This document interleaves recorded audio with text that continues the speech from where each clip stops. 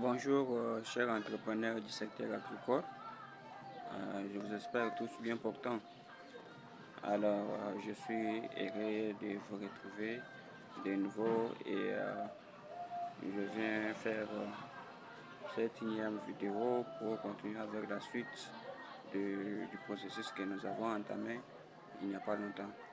Et nous étions en train de parler des avantages, n'est-ce pas, qui se présentent dans le secteur agricole, notamment avec la filière de la pisciculture, avec la production ou l'élevage de poissons ciliés, Clarias cariopinus, également les tilapia, Nilocotus, la tilapia, comme on appelle communément les poissons salés, et ainsi que dans différents autres domaines liés au secteur agricole, notamment la production végétale avec la production de cultures maraîchères dans leur diversité. Alors, pour ce soir, nous tenons à faire cette petite vidéo qui pourra vous exhorter tant soit peu en ce qui concerne l'élevage de Clarias cariopinus, communément appelé poisson-chat sur le continent africain. Pourquoi poisson-chat? Parce que les poissons ont des tentacules en fait, des tentacules, des antennes qui sortent là. Et c'est ainsi qu'on fait allusion au chat. Mais c'est un poisson qui présente beaucoup d'avantages dans l'élevage en étant en hors-sol, ou que ce soit en bac, en béton ou en bâche ou en bassin, ça présente de multiples avantages et des facilités.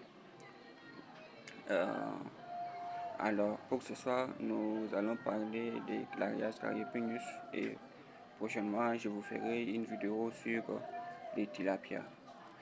En fait, le Clarias, c'est un poisson très rustique par sa formation, du fait qu'il a la capacité de respirer doublement, c'est-à-dire avec l'oxygène dissous dans l'eau, et dans l'absence de l'oxygène dissous, ces tentacules l'aident à capter ou à respirer avec l'oxygène atmosphérique qu'il va garder et qu'il va continuer à utiliser, ce qui fait que si vous le faites sortir dans l'eau, il ne va pas mourir immédiatement.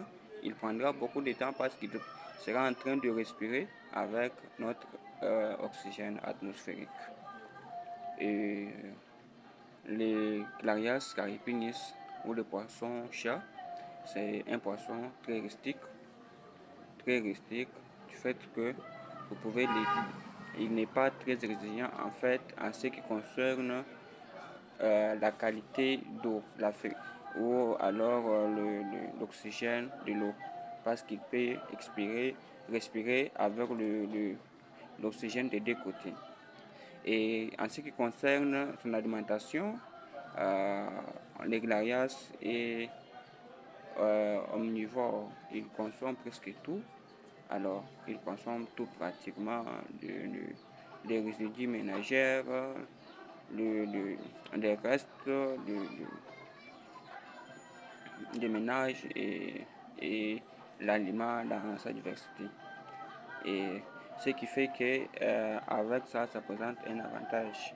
Et si on vient lui ajouter un aliment concentré, un aliment bien composé, ce qui fait que son rendement augmente encore plus. Et aussi, les difficultés qui se présentent chez Clarias sont de l'ordre lié à la multiplication. Vous savez, le cariopinus ne se multiplie pas très facilement dans les étangs, et surtout quand il s'agit de hors-sol, dans les bacs ou les bassins, là, la reproduction est quasiment impossible. Et là, il faut procéder par des méthodes artificielles, n'est-ce pas, et par l'insémination induite, pour procéder par le stripping afin de forcer la reproduction. Et avec ça aussi, c'est un moyen très rapide qui fait que l'on puisse avoir dans un temps record plus d'alevins possible qui peuvent couvrir les besoins de votre entreprise et même une partie pour la commercialisation. Alors, voilà un peu en quelques mots en ce qui concerne l'élevage des grillarias, mais nous reviendrons avec un peu plus de détails par rapport à cet élevage qui présente beaucoup d'intérêt, beaucoup d'avantages.